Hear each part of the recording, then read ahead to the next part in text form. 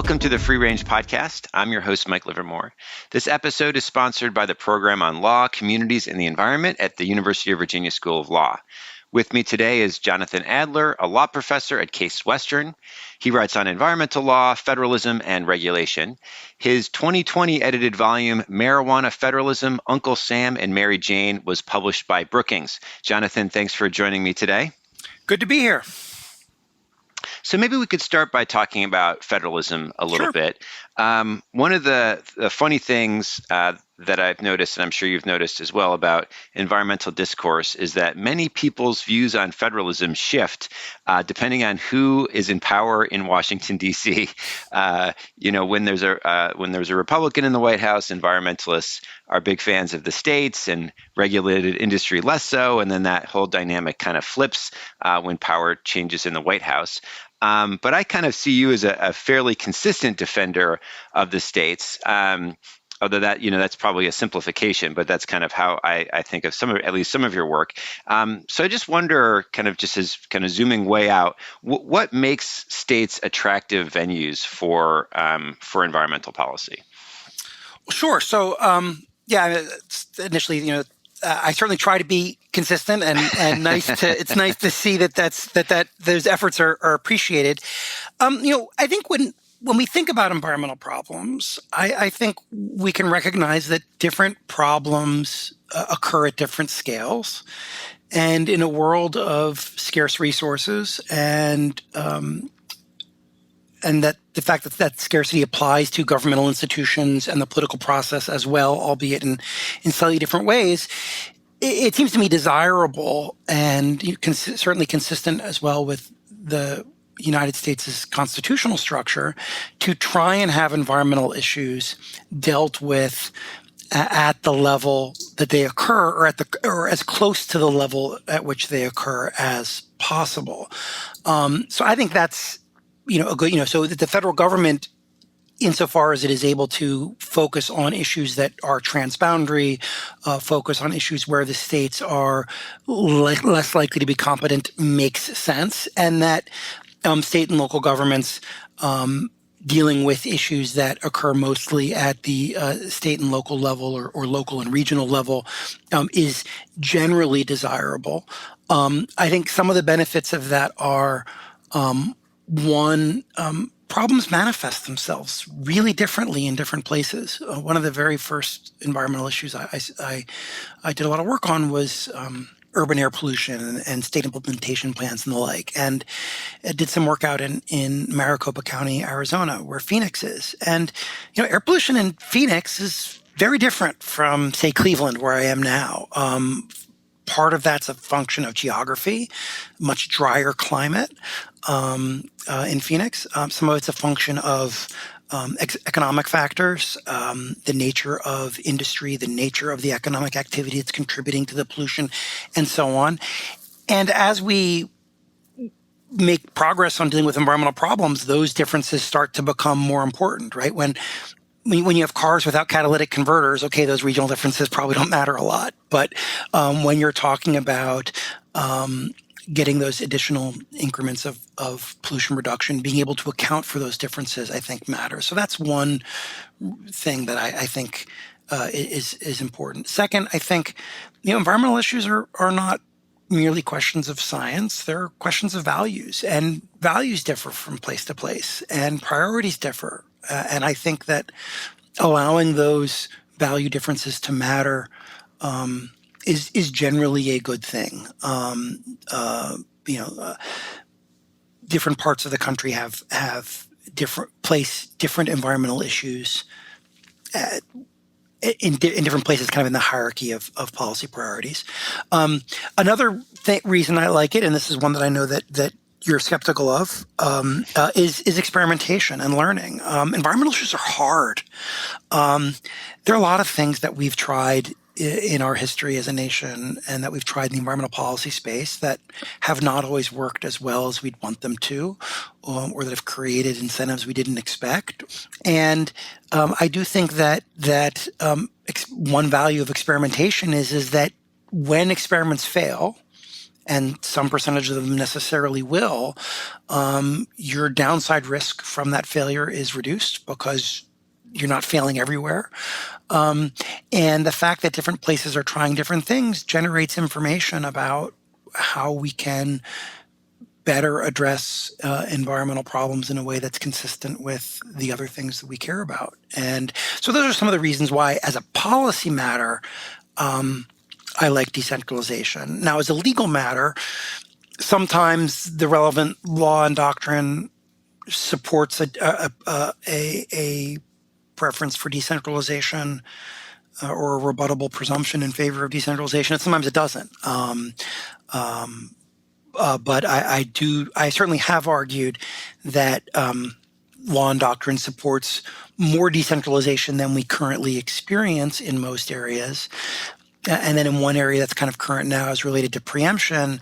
I think it certainly creates a stronger argument toward decentralization, certainly than at least some are arguing for. That is to say, some folks are now arguing for much greater preemption of state law in the environmental space than I think current law and doctrine justify, even in some areas where I think the policy argument for centralization might actually be somewhat strong. I'm not sure the law does. So I'm usually in the position of saying the law supports more decentralization or should support more decentralization than we have. There are some areas now relating to preemption where I'm somewhat flipped in that I think there are stronger policy arguments for centralized decision making, but weaker legal arguments for it. Yeah, and it'd be fun to get into some of those preemption questions maybe in a little bit. Just sure. Thinking about again, kind of just the big structure of U.S. environmental law. One of the things that is interesting, and you and others have noted, is that the structure of many of the laws, the Clean Air Act, the Clean Water Act, those are the two of the big ones anyway. It doesn't seem to allocate federal power where federal power is most justified, and doesn't seem to allocate power to the states where state authority is most justified. And so basically, there's the federal government has a really big role to play under the law. With pollution that is primarily local in orientation.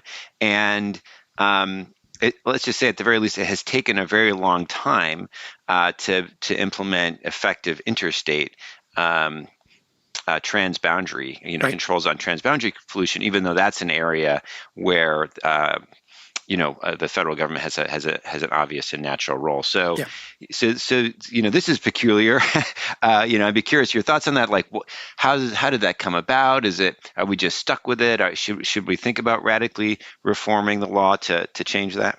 Well, so there's a lot there in terms of how it came about. I mean, I've written some on this, and I have a book manuscript I'm trying to finish that tells my version of this story. I mean, I think when the federal government really ramped up its presence in the environmental space in beginning around in the late 60s and through the 1970s, there wasn't a lot of thought about jurisdictional choice. There was rather a dramatic increase in the demand for governmental action to reduce pollution and to protect environmental resources. And there was a dramatic increase at the state level. There was also a dramatic increase at the federal level. And there wasn't a lot of attention to, okay, how do we rationalize who does what? And it's similarly on the constitutional side of things, which, as you know, I've written about, there were constitutional issues folks were focused on that the environmental laws were raising, but they weren't the federalism issues, right? So the Council on Environmental Quality publishes this book-length report on takings and how environmental law could be frustrated by takings claims. The idea that enumerated powers or sovereign immunity or commandeering or what have you would be obstacles really wasn't, or conditional spending or what have you, wasn't really thought about. And so that was kind of an accident, I think. About why we got it the way we did. I also think politically, as a consequence of the civil rights movement, there was a lot of skepticism about state and local governments that was very well deserved, right? The line I always use is if states couldn't be trusted to protect portions of their own citizenry. Why would we expect them to be particularly proactive about protecting environmental resources and the like? Many states had shown themselves to be some combination of incompetent or malicious when it came to fulfilling their obligations. And so arguments, states can be trusted, really didn't have a lot of purchase at the time. And again, I think that's very understandable and given the time period, justifiable, right? Today, the state level interest in environmental protection is much different than it was then. And so what we might think states would do today is not what we might have thought states would have done in, say, the 60s and 70s. So that's kind of how we got here. As you noted, for a long time, the federal government largely ignored, or in some respects even frustrated, efforts to deal with interstate issues. That's changed some, especially under the Clean Air Act. The EPA has been more willing to use those authorities. Courts have been more willing to recognize the authority. And so you've had the SIP call process and the Section 126 process, and these various processes that allow downwind jurisdictions to get some degree of protection from upwind jurisdictions. There's been a lot more action there than there had been, a lot more efforts to control cross-state pollution. I'm not sure that that's the focus it should be, or it hasn't reached the proportional focus I would argue it should have in terms of what the EPA does with air pollution, but it certainly improved. I think there's certainly the room for doing more, both to deal with interstate pollution as well as to do some other things that I think the federal government has a comparative advantage in doing, which I would include into that a lot of data collection and scientific research about understanding both the nature of pollution problems and how we address and their consequences, and then how we address them. There are economies of scale and there's no reason to make states duplicate that sort of research. And a lot of that work would actually also make it easier for states to play a larger role. In a little bit of my work, I've tried to pay some attention to how is it the federal government can do things that will reduce the costs for states at being more effective environmental stewards. And there's room there. In terms of what we do, as a practical matter, I'm certainly not going to be given complete control over environmental policy, environmental law, but also, we're not likely to get revolutionary change, and we're not likely to get revolutionary change that is perfectly well thought out. What I've argued for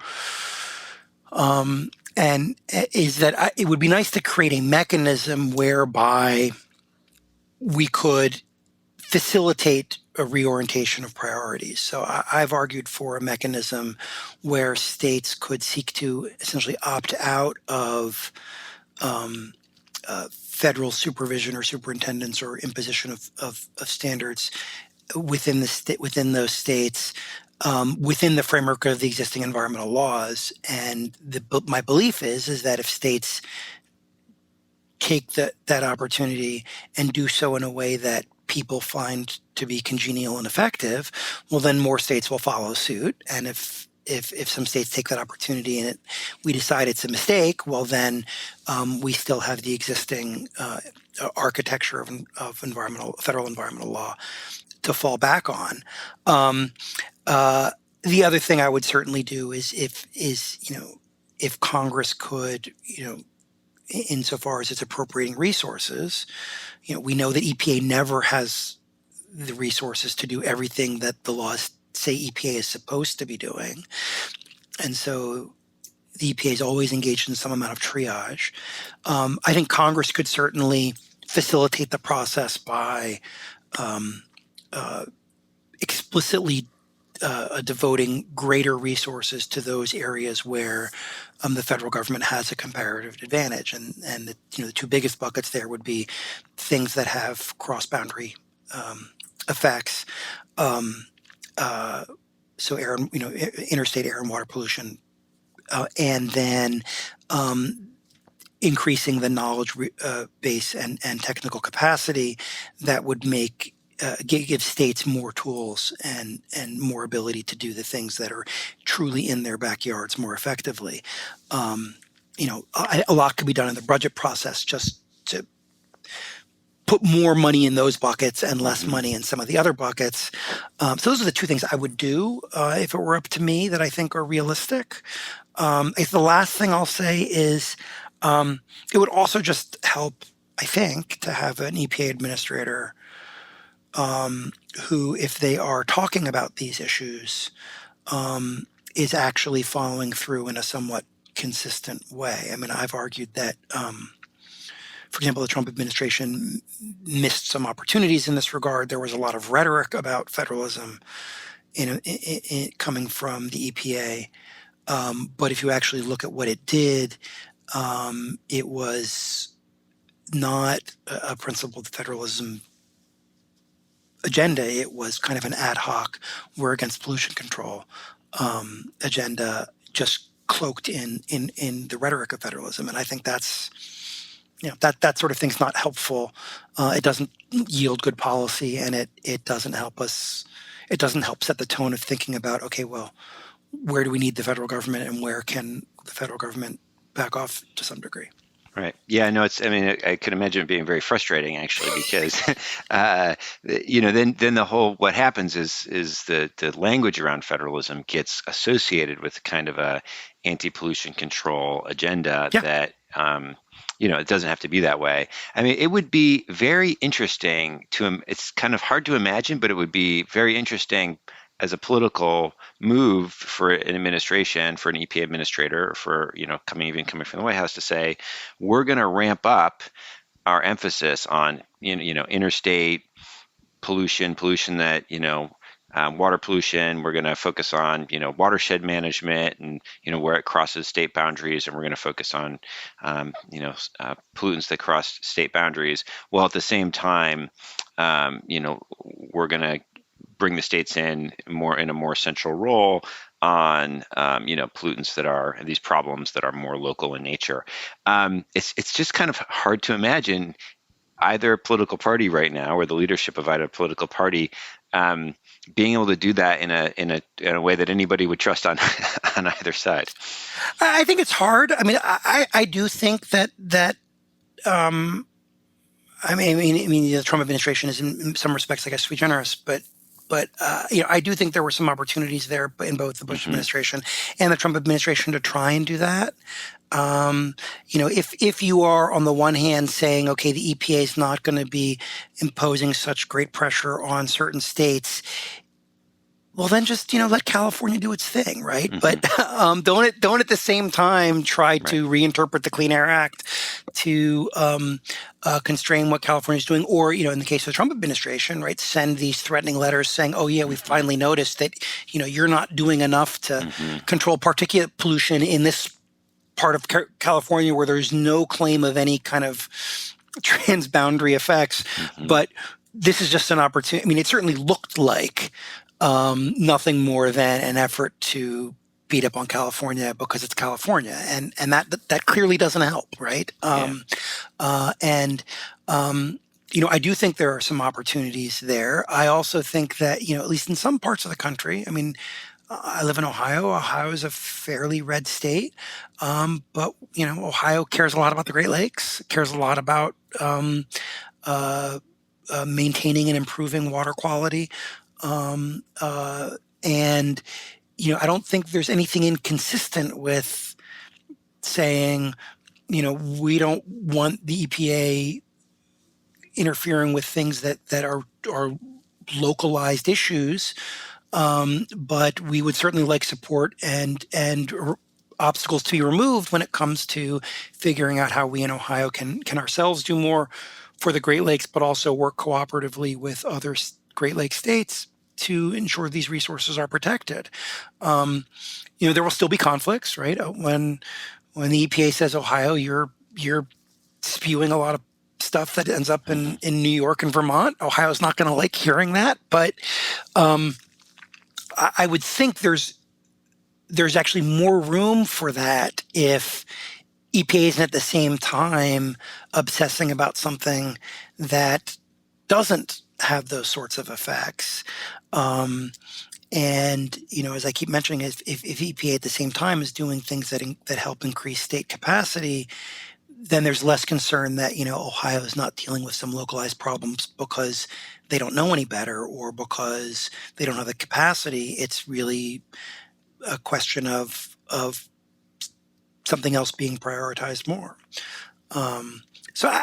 Maybe I'm just too optimistic. I like to think there are opportunities there. I suspect that you're more likely to see it from a Republican president, but maybe not. So, I would argue that the closest we've had to a real effort to have push meaningful federalism in the environmental space probably occurred under the Clinton administration. Programs like the NEPS program, which didn't go as far as they could have. I think we're a lot more positive than much of what we've seen since from either party. So I hope the opportunities are there. I guess I would say. Yeah, and it's interesting, just as you mentioned, the Clinton administration, they more broadly adopted a lot of language on federalism. There was a federalism executive order. There was a couple of things that they did. Again, whether how that actually cashes out is a different question. But certainly they were willing to talk about federalism in a way that, it's interesting. It is interesting. Yeah.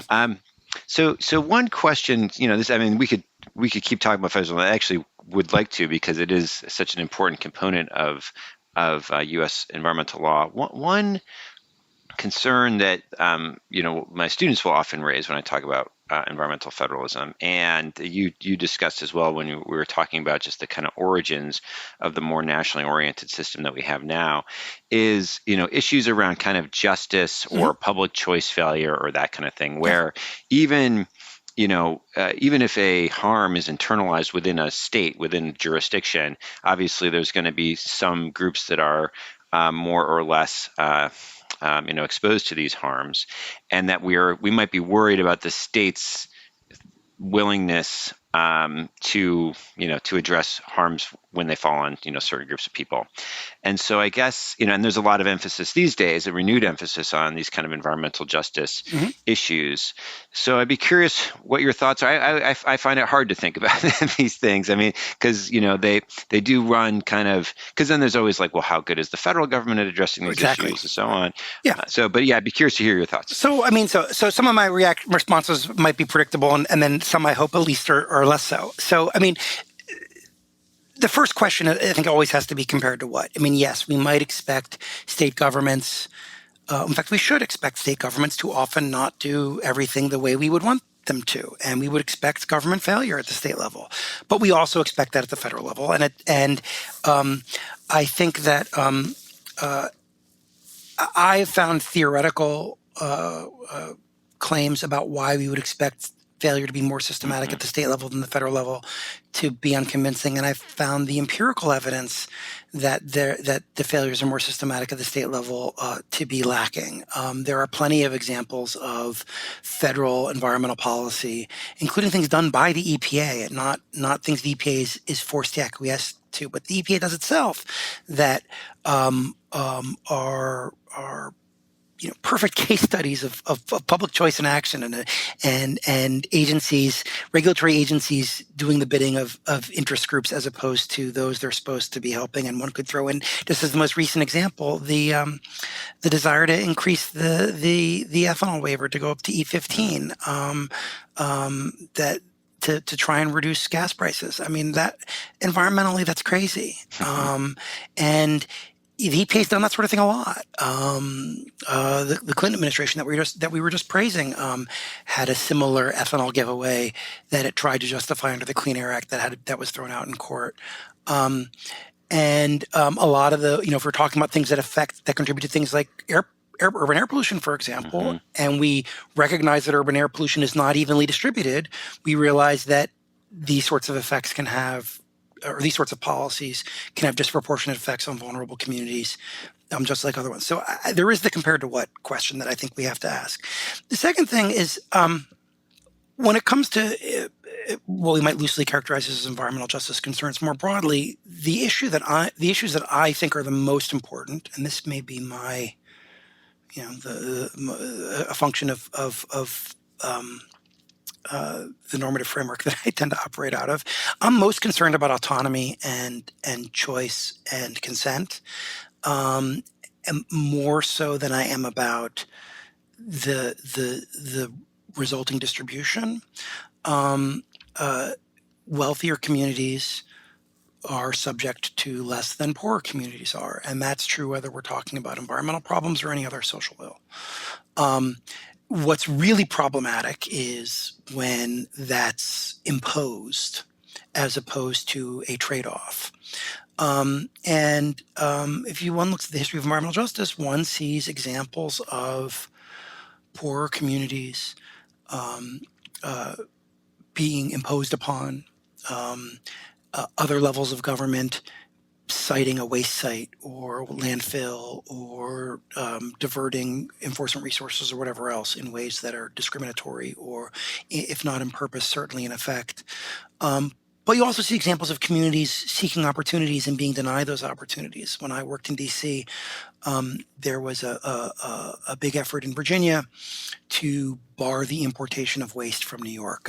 One of the Virginia papers had published this picture of a landfill with an "I Love New York" T-shirt kind of conveniently placed in the middle of the picture, and the Virginia legislature was going to pass this this law, and I was involved in this issue a little bit because there were efforts at the federal level to authorize states to do this sort of to impose these sorts of restrictions on importation and exportation.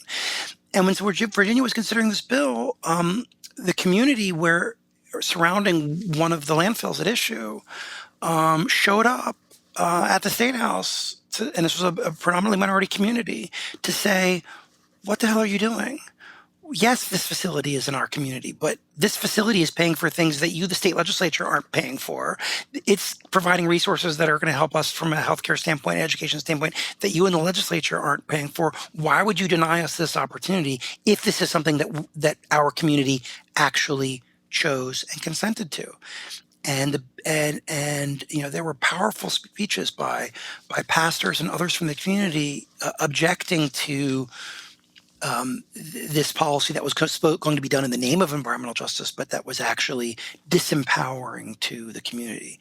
So I worry a lot more about kind of what's happening. Is a community making a choice based on that community's values and its priorities, or is that community being imposed upon? I see much greater justification for imposition in the second context. And related to that, when it comes to kind of what the federal government's role should be more broadly, our constitutional framework does recognize, it has recognized since what we often call the second founding, that the federal government has a lot more power to intervene when in what we would otherwise consider to be state or local affairs, when state and local governments are not observing and protecting the rights of portions of the citizenry. And that can occur in the environmental context. And if it does, I think that's a justification for federal intervention. But it doesn't justify, to me, kind of broad prohibitions on certain sorts of activities or activities purely based on estimations of the impact. It justifies more targeted interventions where we see that communities are being imposed upon as opposed to making choices that we might disagree with.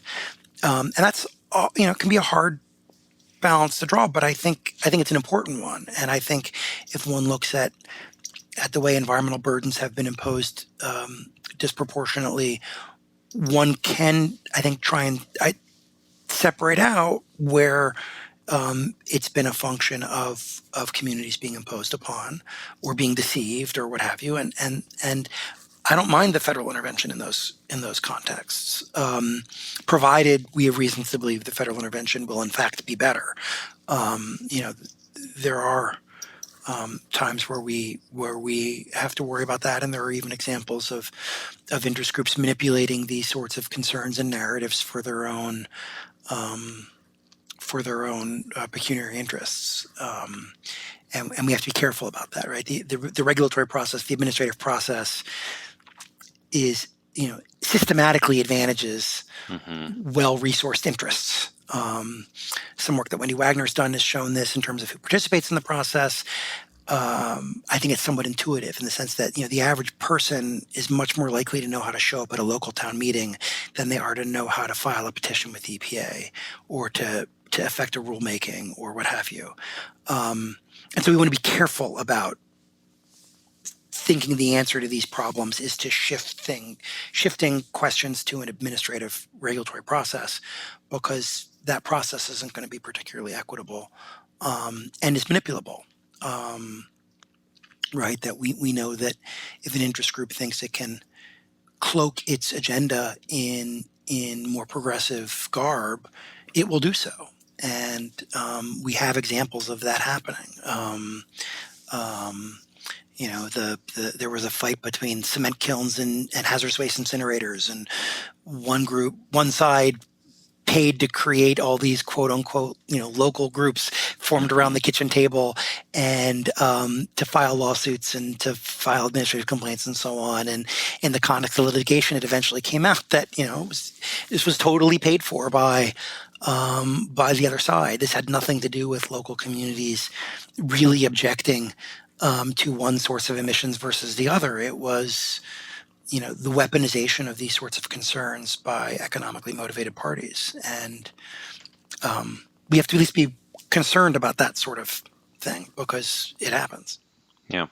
I mean, it's an interesting, again, just thinking broadly about kind of political framing and because that's obviously the lens that through which all policy is refracted is, to an agenda that was to say we're going to focus on interstate issues, big picture things, and environmental justice. And then, where there aren't environmental justice concerns in particular, then, we'll be more amenable to states kind of to decentralization more generally. So it would be an interesting agenda. I don't think it's not one that either political party has adopted so far. It's clearly a mash between the two. And sometimes those could be really successful and sometimes they never come about. Right. One thing that I thought we might return to is the point on experimentation, and I'd just be curious to hear your thoughts. So you mentioned that I've written a little bit of skepticism about experimentation. There's kind of two parts to that. So one is, in this paper I talk about concerns that people can learn good things or they can learn bad things from experimentation, right? Powerful organizations can learn how to exploit political processes to gain success, just as well as policymakers can learn. But one concern I think that there has been, that's not just mine, many others have discussed, is, and this has to do with states as the kind of driver of policy, is that it's actually very, very hard to learn anything from state variation, which I'm going to call variation rather than experimentation. Because experimentation kind of implies like a controlled environment, right? Like where you try one thing and you hold other things constant. And that's the kind of the problem with states is states select into what their policies are going to be. And so it's very just hard to learn because everything's confounded because you're selecting into the treatment or you're selecting into the policy. Right. And you can imagine a coordinated regime where a bunch of states get together, or the federal government for that matter, and randomly assign policies to different states or something like that to see what their effects were. We don't do that. It's a little hard to imagine us doing that in the States, although we would learn a lot if we did. So I'm just curious what your thoughts are on this problem of selection when states are the ones who are kind of making decisions about the policies to implement, and the ways that interferes with our ability to actually learn from this variation that we see. Well, I mean, I agree. It's a problem. It's a complicating factor, as is the fact that states are not equal in terms of their preferences. So it's not, So my claim is not that, California will do something, and if it works, then every state will rush to do what California did, Right. because some states will look at what California does and say, no, we don't want to do that. Right. So it's imperfect, right? I recognize that, and another complicating factor is that the federal presence in so many environmental areas, including areas where we would expect states to have a comparative advantage, distorts what states do. And I think it distorts what they do, both as a practical matter, but also politically. And I've written a paper that has a model that documents how federal, even partial federal involvement in a field can prevent states from doing things they would have done otherwise that would actually increase the overall level of environmental protection. And it's a crowding out sort of model. And so I agree all that's complicated. Now, I do think that is one thing that's important to note is that from the empirical literature we have, which is not great, but it's a lot better than one would know from looking at law reviews. That is to say, the vast majority of empirical work in economics and political science on these questions it appears nowhere in law reviews, unfortunately.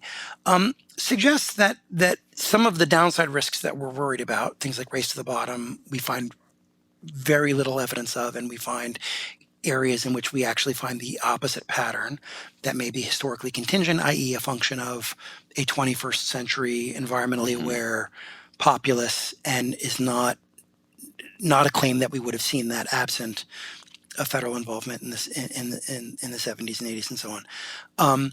We also see in areas where the federal government is not involved some evidence of replication of policies in neighboring states, in areas where we would expect states to be very sensitive to whether or not policies are doing what the states expect them to do or want them to do.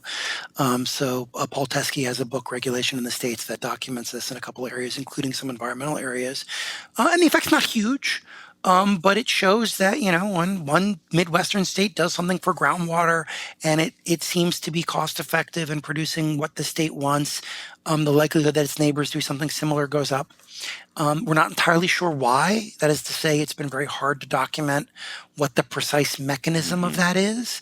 But we do see evidence that's suggestive of that. One reason I'm skeptical of kind of the let's centralize everything and plan the experiments is, some of the reason you get the variation is because different people want and try different things. And so you're not going to get that same impetus from a centralized location. A lot of it, I think, comes from, a state deciding that it wants a different combination of goods than it had. So, just to take Virginia, where you are, there was a period of time where Virginia was much more culturally oriented and much more solicitous of agricultural interests and, say, meat packers and the like. And when I lived in Virginia, that was when, especially in Northern Virginia, the tech boom was going on, and a lot of the new voters coming into Virginia wanted economic prosperity, but didn't want a state that was just going to give the meat processing plants whatever it is they wanted. And so Virginia had to figure out, okay, how can we provide the environmental amenities and the level of environmental protection that this new influx of highly educated, affluent voters and the companies that want to employ them want, without destroying our economic base. And so there's pressure to come up with something new that perhaps reconciles that trade-off between economic and environmental performance that might otherwise be limiting. And you only get that from a bottom up, or it's hard to replicate that if it's not coming in a bottom up way. And again, the claim is not that every state that deals with that and struggles with that is going to get it right. But I believe that we're more likely to get it right more often in ways that we're ultimately satisfied with that way than the alternative. which is again the compared to what point, right? And again, I think when you look at things like fracking and other things, you see the same sort of thing, right? In Ohio, the environmental and other effects of fracking that became really salient and important in Ohio in local communities where we saw a lot of hydraulic fracturing were different than what the national activists were focused on. And arguably far more important for quality of life and environmental protection. I mean, a lot of and stuff that might not have been obvious. Roads. Mm-hmm. You have these areas where the roads were not built for the volume of truck traffic they were suddenly exposed to. That's a public safety issue. That's a water quality issue from runoff. I mean, it can be an air pollution issue if you're dramatically increasing air pollution sources in the area. That's not what national folks wanted the EPA to focus on, but that's that made a huge difference. Noise. Big issue. Light at night during drilling operations can be a big issue. I mean, and a state like Ohio that wanted hydraulic fracturing to occur had to figure out how to deal with those issues, how to deal with maintaining, for example, road infrastructure to prevent the environmental harms of that would result from the degradation of that infrastructure. That knowledge and understanding and focus on that could not have occurred. Now, just to use fracking as a last example, and to return to something we brought up earlier, Ohio was not going to care about fracking's contribution to methane emissions and the effect on the global atmosphere. It was not going to be concerned about whether or not there were emissions from those operations that were affecting Pennsylvania or New York or what have you, and that's where you would expect that those bottom-up pressures and knowledge creation to fail in a systematic way. That to me is kind of where I would flip the presumption for being bottom up versus top down, because we have reason to believe that the failures won't be kind of occasional, but will actually be systematic, and that should affect the way we think about it. Yeah, I think, part of what has affected the way we think about this set of issues is around learning and all that is that, the original kind of Brandeisian metaphor of laboratories of democracy, I think, was just very inapt. Sure. Of course, we've had some time to think it over. And because states aren't laboratories, right? They're and the analogy of experimentation, or the term experimentation, I would think we should be talking about innovation rather than experimentation. That's fair. Innovation, discovery.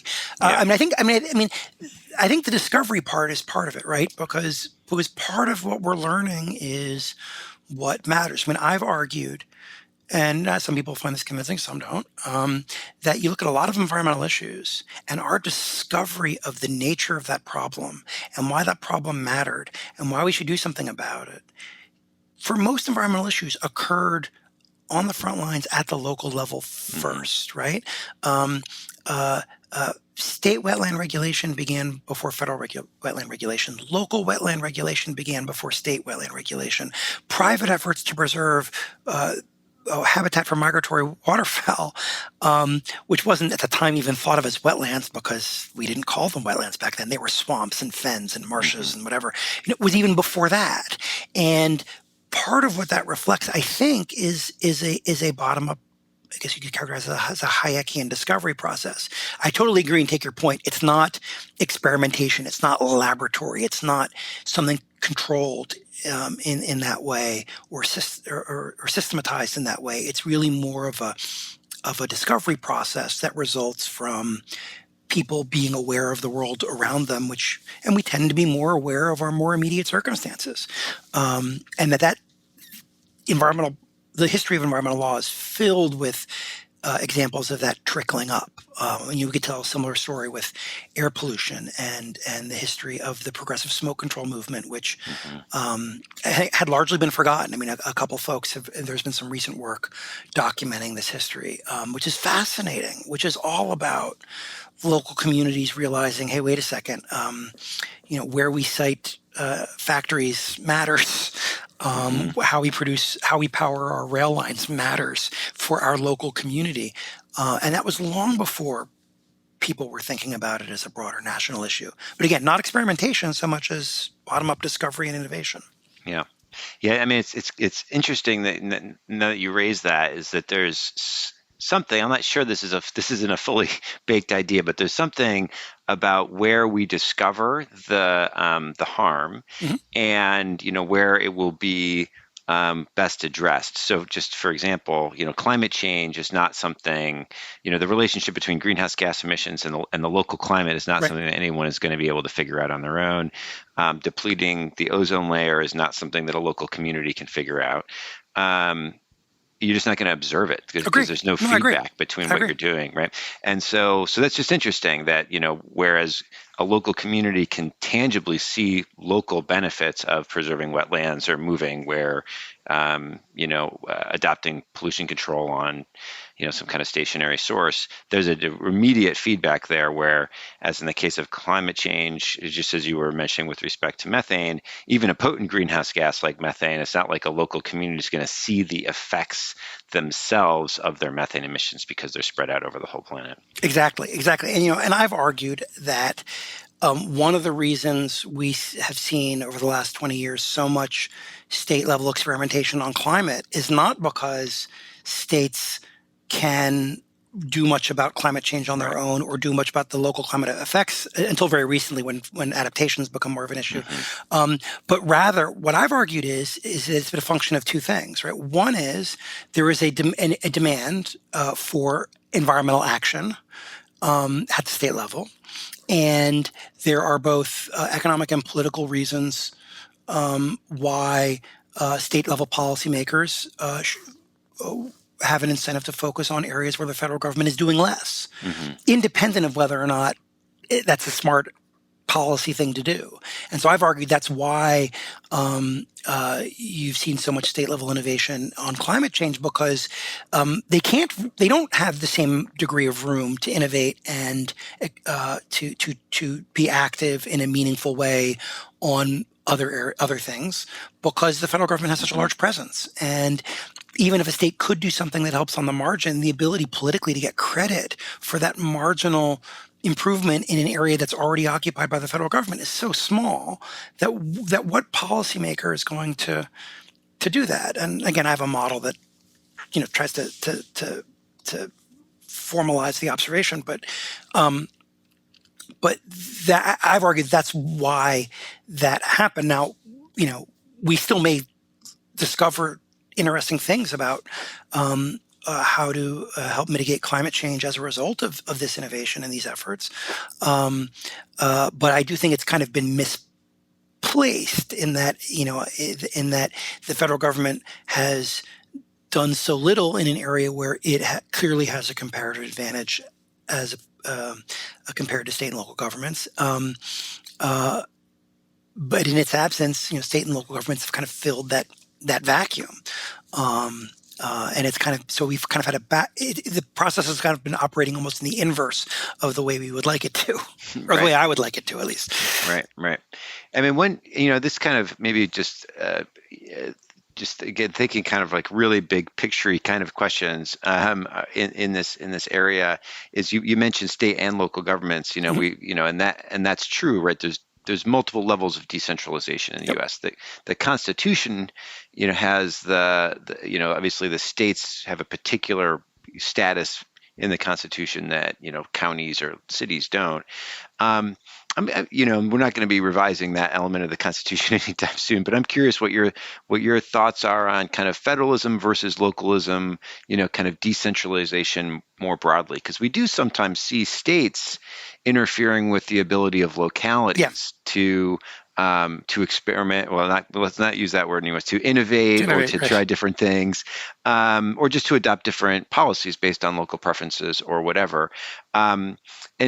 States have always struck me, actually, to be honest with you, as somewhat peculiar policymaking units, right? That cities and counties or regions are kind of more natural. We have the system we have, but I'd just be curious what your thoughts are more generally on, is there anything that we can do to encourage more localism or encourage more decentralization, or are we happy with states as the kind of decentralized agent, default in our system? Yeah, I mean, it depends. I mean, those are the lines we're stuck with. I think that for most issues, a presumption of greater state leadership as opposed to federal leadership, again, I think is justified, not because the states are the best units, but because I would argue, a large proportion of environmental problems, they are better units than the federal government. And they're better units in two directions, right? One, because they're smaller, and so the possibility of more local innovation and leadership is possible, but also because if we're talking about a regional problem, we might be able to assemble states in a way that's still preferable than it being a national issue. So we see this around the Great Lakes. We see this with the Chesapeake Bay Compact. We see this with things like the Lake Tahoe Compact. On my research agenda, not that I'm going to get to it anytime soon, is trying to think more about, are there ways of augmenting what we do in terms of regional stuff, where the states aren't too big but too small. Your question was about where states are too big. As a policy matter, my preference is applying the same sort of presumption that, as long as localities aren't exporting harms or externalizing harms onto their neighbors downstream or downwind, I would like to let them do their thing. And again, in part of that is because different communities are going to have different priorities. Especially when we're talking about land use, there is no one size fits all that makes sense. And I think we benefit from different communities being able to have different priorities. I also think that where local communities are given autonomy and control, they often do discover and innovate in ways that have important environmental benefits. As a legal matter, the extent to which that's viable really varies from state to state, because some states have a tradition and a doctrine of home rule, some do not. The details of how home rule actually is operationalized can vary. So legally that can be hard. But in principle, I think that it's a good thing, and I think that you see when you look at things like ballot initiatives for green space and the like, you see that the extent to which local communities are willing to make environmental protection a priority is often higher than we give them credit for. We just don't, we channel that energy into some very narrow spaces, right? So so you can do a green space initiative. You might not be able to do other sorts of things. So, as a policy matter, I would love to facilitate more localism, as well as more private efforts where they can happen. I think when you look at things like the American, I'm not going to forget their name, the group that's trying to restore the Great American Prairie, largely through purchases. You look at the history of land trusts and the like, here in Ohio, the Western Reserve Land Trust. There are a lot of opportunities there that we could facilitate as well, that build upon localism in a lot of cases. I think we could definitely emphasize that a lot more. And in many cases, that would be facilitating local communities to do far more than they do now, and to be far more protected than they do now. And we learn from that, right? Because when communities do that in a way that doesn't cut off economic opportunity and the like, I would like to think that other communities would then want to follow those models. Yeah. So there's maybe something we raised earlier. I didn't want to totally drop it, so maybe now would be a good time for us to return to it. Is this you discussed the kind of more legal question. We've been talking a lot about policy questions. That tends to be my orientation. Is around something actually a bit of innovation coming from a lot of municipalities.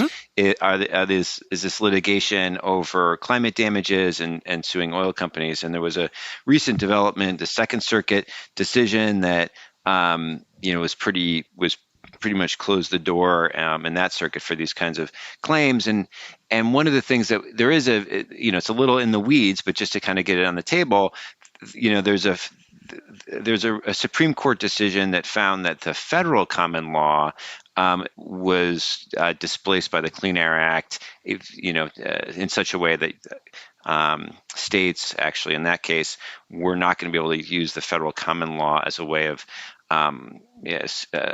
litigating the question of climate damages, or actually, in that case, they were looking for injunctive relief from the courts. Right. But what was kind of funky about this Second Circuit decision is that the municipalities were bringing these claims under state law, Yep. and the Second Circuit somehow got us to essentially a preemption-like result. Yep. And I guess the question is, you've written a little bit about this, is, this is kind of a technical matter, but I think it's worth maybe explaining a little bit the stakes of the difference between, like, say, the federal common law and state common law displacement versus preemption. Sure. And then some maybe just what your thoughts are about what happened in the Second Circuit. Yeah, I'm not a fan of the Second Circuit opinion. I've made bad jokes about the fact that it came out on April 1st. Generally, for the last 100 years or so,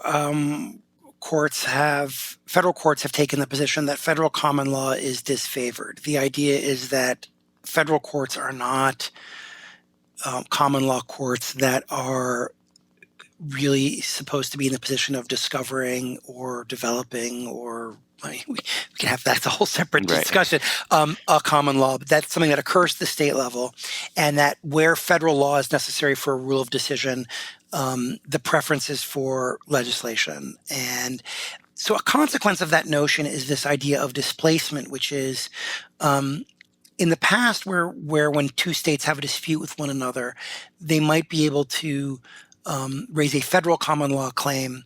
The idea is that if there's any legislation in that space, that federal common law has been displaced in favor of whatever the statute does or does not do. And so that the Supreme Court has first said that about water pollution in I'm going to forget the year, I guess in 1981, I don't know, in the 80s, and has now said the same thing for air pollution. And doctrinally, that part's, I think, unobjectionable. It's 8-0 decision in the Supreme Court. Right. Once the court said that about the Clean Water Act, there's no reason why that wouldn't be true of the Clean Air Act as well. The preemption question is a different question, because preemption is always about state law, and that can mean preemption of state regulations adopted pursuant to state legislation. It can also mean state common law, so state tort law and nuisance law and the like. And generally there, we've adopted a presumption against preemption. The idea that states are, one consequence of state sovereignty is that states are themselves sources of law, both positive law or public law in the terms of statutes and regulations, but also in terms of the common law. And a lot of municipalities have started filing these suits claiming, hey, look, we are spending money dealing with the consequences of climate change. We are dealing with flooding. We are dealing with the changes in air pollution, changes in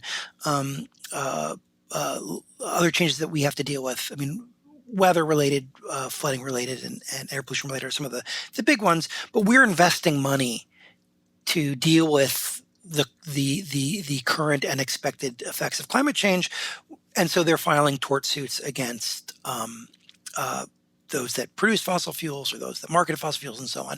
And these are aggressive state law claims. And they may or may not be, from a tort law standpoint, they may or may not ultimately be good claims and strong claims or not. And there may be questions down the road about whether or not recovery can be obtained for actions that occurred out of state. Those are all, I think, legitimate questions.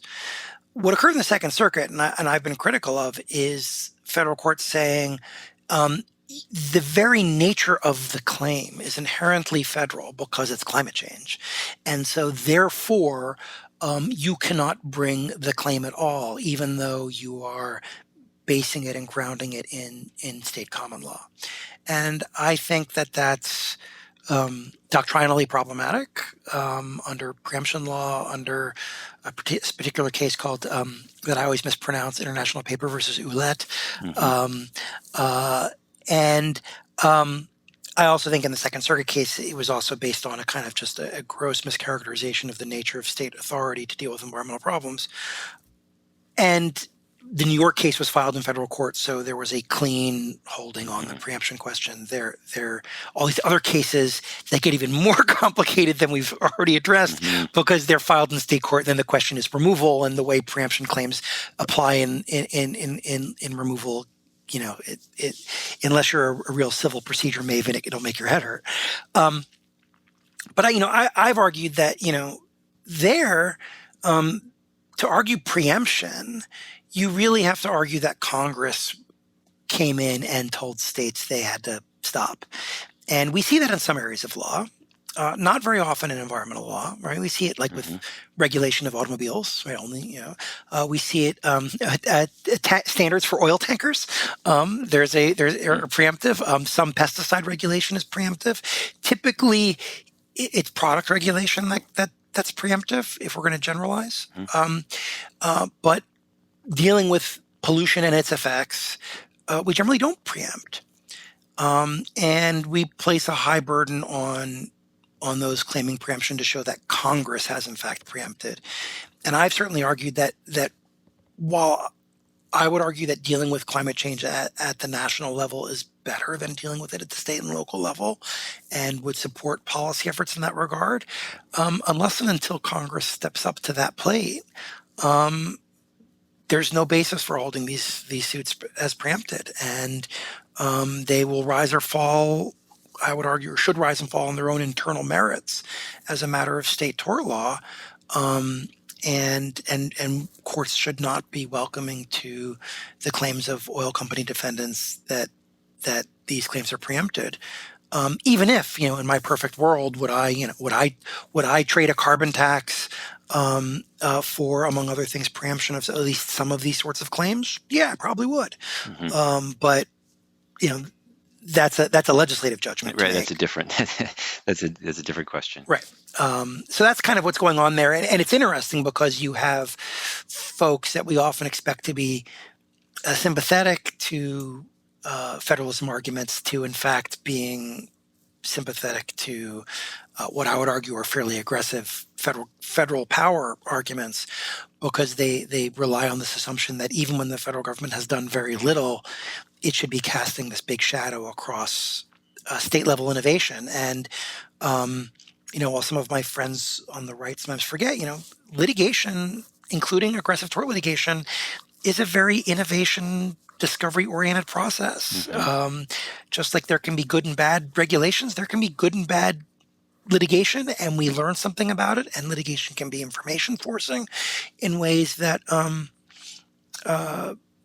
that we should be reluctant to squish. Yeah, there's some interesting stuff to talk about with respect to litigation, actually, and the kind of tort system and how that feeds in. But we're running out of time. I don't know if we can get into that. So I just have kind of one final question for you. You've been generous with your time. That actually, what the comment that you just made kind of circles us back to where we kind of started, which is the degree to which folks' views on federalism tends to go with the wind, depending on the outcomes of particular disputes. And I guess that kind of just leads me to my final question for you, which is, we circled around this issue of kind of polarization on environmental issues and the degree to which that's hampered our ability to make progress kind of anywhere. And I guess I would just be curious about your thoughts at the intersection of kind of political polarization and questions of federal versus state versus local, authority. Is there a way in which, that we thinking about this question of centralization and decentralization, or changes in how we, have kind of turned that particular dial, might have implications for polarization, or even some potential to depolarize what has become an extremely polarized set of issues? Yeah, I wish I knew how to facilitate depolarization. I do tend to think that a principled federalism can help depolarize because it can lessen the stakes. That other people are living under a set of rules that they like but I don't is right? There's less at risk there than when I'm fighting with other people over the rules we all have to live under. Mm-hmm. And again, that doesn't work for every issue, and we do have to worry about, we do as a country have a baseline commitment to a certain degree of rights protection and human dignity that is kind of off the table and non-negotiable. But there is a broad space where I think that decentralizing helps depolarize, and conversely, unnecessary centralization magnifies polarization. But I don't want to overstate the claim, right? I don't want to say if we got this right, we'd solve our problems. It's these are the effects that I think on the margin decisions to centralize on the margin, I think, are going to tend to increase polarization.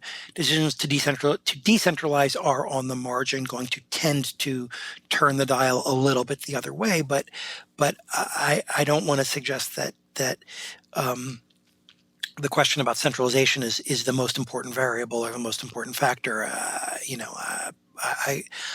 don't even know how one would measure that claim, let alone defend it. But I think that's part of it, and I think that if if we could reorder the way we approach environmental policy so that the things that are centralized are the things where we can recognize we can't address otherwise, that might help. Because I do think that when you look at jurisdictions that have very polarized positions on some environmental questions, do tend to be somewhat less polarized when it's in their own backyard, right? I gave the example earlier about Ohio being a fairly red state, a state that the same attorney general in Ohio that loves suing the federal government for overregulating is also very happy to celebrate tangible, on-the-ground environmental enforcement actions that are actually reducing pollution and holding polluters accountable in the state. And I don't think there's a conflict there, right? Because and so I do think that there are opportunities there. I'm not going to say that it's the key to some great political victory or anything else, but I do think there are opportunities there to take advantage of the fact that when we are closer to the consequences, there's less room for the ideological polarization, and there has to be a greater focus. Okay, what's actually gonna work? And for those environmental problems where we are dealing with quality of life on the ground, I think that has an effect. When we're talking about environmental issues that are kind of much more value driven, that's harder, right? Because then we're bringing all the ideological and other normative stuff that feeds into polarization in other contexts in ways that I wish I knew how to deal with better. So that's a kind of answer. Yeah, no, I mean, with something as complicated and as multi-causal as political polarization, I think maybe making changes on the margin is actually a huge huge opportunity. So so thanks so much, Jonathan, for taking the time to chat with me. This was a really fun conversation. My pleasure. Happy to do it.